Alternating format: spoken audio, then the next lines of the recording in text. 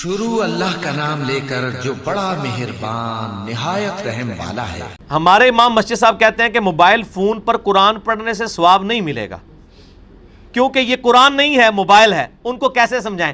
میرے بھائی ان کو انجینئرنگ کر کے سمجھائیں۔ آپ یہ دیکھ لیں ہمارے امام مسجدوں کا لیول، وہ کہہ رہے ہیں آپ جو موبائل میں قرآن پڑھ رہے ہیں نا، وہ قرآن تو آپ نے ہاتھ میں نہیں پکڑا ہوا، وہ موبائل پکڑا ہوا ہے۔ آپ دیکھیں کہ یہ لوگ تعلیمی اعتبار سے کتنا پیچھے رہ گئے ہمارے علماء، ٹھیک ہے نا جی۔ اسی موبائل کے اوپر کوئی قرات سنے تو وہ کہ نہیں میں نہیں سنوں گا، چونکہ یہ موبائل میں سے قرات آ رہی ہے امام کی، میں نے نہیں سننی، کیونکہ امام تو خود ہے ہی نہیں ہے۔ اے پکی دے انہوں نے نال، ٹھیک ہے نا جی، ٹھیک ہے جی۔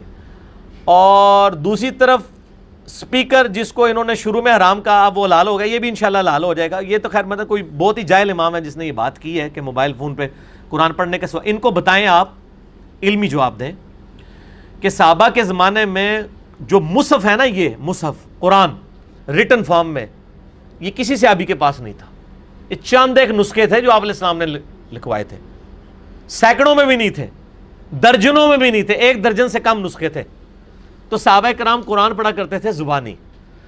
تو زبانی قرآن پڑھنے والوں کو اگر ثواب مل رہا ہے تو موبائل پہ پڑھنے والے کو کیوں نہیں ملے گا؟ تو 2 کام کر رہا ہے کہ زبانی بھی پڑھ رہا ہے اور حروف بھی دیکھ رہا ہے۔ باقی جو آپ نے تیسرا ثواب نکالنا ہے کہ جی وہ قرآن چونکہ جب تک مصحف ہاتھ میں پکڑا ہوگا، یہ پکڑنے کا ثواب الگ سے ہے، یہ تیسرا ثواب ہے۔ اس کو پکڑ کے رکھیں، یہ 1 ثواب ہے، اس کے الفاظ کو دیکھیں، یہ دوسرا ثواب ہے، اور پڑھنا تیسرا ہے۔ تو 2 ثواب تو مل رہے ہیں ان کو جو موبائل پہ پڑھ رہے ہیں۔ صحابہ کو تو 1 ثواب ملتا تھا، وہ زبانی پڑھتے تھے، موبائل پہ پڑھنے والے کو 2 ثواب مل رہے ہیں، وہ دیکھ رہے الفاظ اور پڑھ بھی رہے۔ پکڑنے والا آپ کی نظر میں نہیں ہے نا، چلے ہم وہ مان لیتے ہیں آپ کو خوش کرنے کے لیے، لیکن پھر بھی صحابہ سے زیادہ ثواب مل رہا ہے عام بندے کو، کیونکہ الفاظ دیکھ بھی رہے اور پڑھ بھی رہے۔ اے پھکی جے انجینئرنگ کران گے تواڈے نال، اللہ دے فضل نال ایسی انجینئرنگ ہوئے گی کہ بھول جاؤ گے سب کچھ۔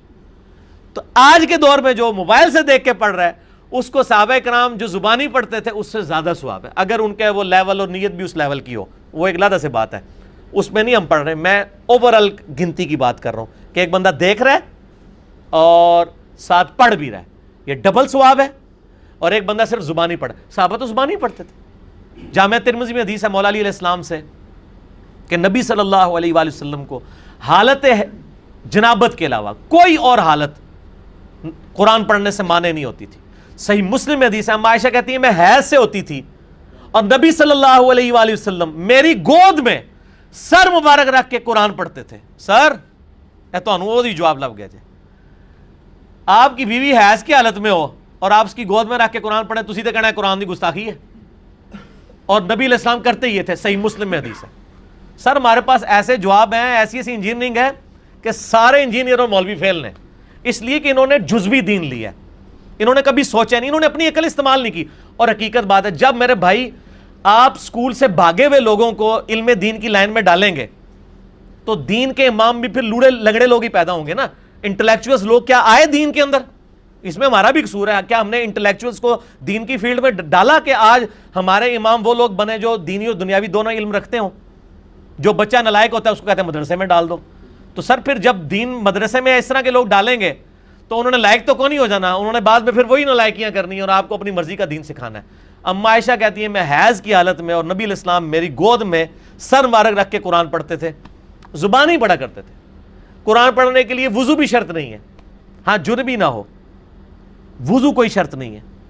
صحیح بخاری میں آتا ہے عبداللہ بن عمر اونٹ پہ بیٹھ کے بغیر وضو کی حالت میں قرآن کی تلاوت کیا کرتے تھے اور پھر سجدہ تلاوت بھی کر لیا کرتے تھے اسی حالت میں۔ تو یہ بالکل ان کا موقف جو ہے وہ اس حوالے سے باطل ہے کہ جی ثواب نہیں ملے گا، ثواب ملے گا انشاءاللہ۔ یہ تو بیسیکلی سازش ہے نا قرآن سے دور کرنے کی، کیونکہ موبائل کی وجہ سے ان کا ایک بڑا مسئلہ خراب ہو گیا نا۔ انہوں نے ایک جعلی مسئلہ بنایا تھا کہ قرآن کو آپ بغیر وضو کے ہاتھ نہیں لگا سکتے، وہ فیل ہو گیا ان کا۔ موبائل کو آپ کر سکتے ہیں، موبائل کو ایون آپ چھو بھی رہے ہیں تو اوپر سکرین ہے، ان کا مسئلہ ہی ختم ہو گیا۔ انہوں نے تو مصیبت ہی پانا دی، مصیبت ختم ہو گئی تو اسی ہر ٹائم انجن کر کے دیکھو گے، وہ چاہتے ہی نہیں کہ تسی بار بار قرآن دیکھو، فتوے بھی نہیں لگا سکتے۔ موبائل پہ تو آپ کو ویسے تو وہ بھی مسئلہ جعلی ہے کہ بغیر وضو کے قرآن کو ہاتھ نہیں لگا سکتے۔ میرا آپ یوٹیوب پہ کلپ دیکھ لیں، بغیر وضو کے قرآن کو ہاتھ لگا سکتے ہیں، نان مسلم کو قرآن دینا۔ وہ جعلی مسئلہ بھی اپنی موت مر گیا کہ جب موبائل میں قرآن آ گیا تو اب یہ کہہ نہیں سکتے کہ چھوا ہوا ہے آپ نے.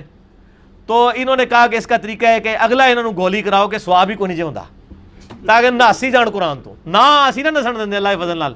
تسی داڑیاں پگڑیاں رکھ کے جو علماء یہود دا کردار ادا کر رہے ہو نا مسلمانوں گھس کے, تو اللہ کے فضل سے اسلام کے مجاہد بھی موجود ہیں جو آپ کو ان صفوں سے نکال کے اور آپ کی بدعقیدگیاں لوگوں کے اوپر واضح کریں گے انشاءاللہ.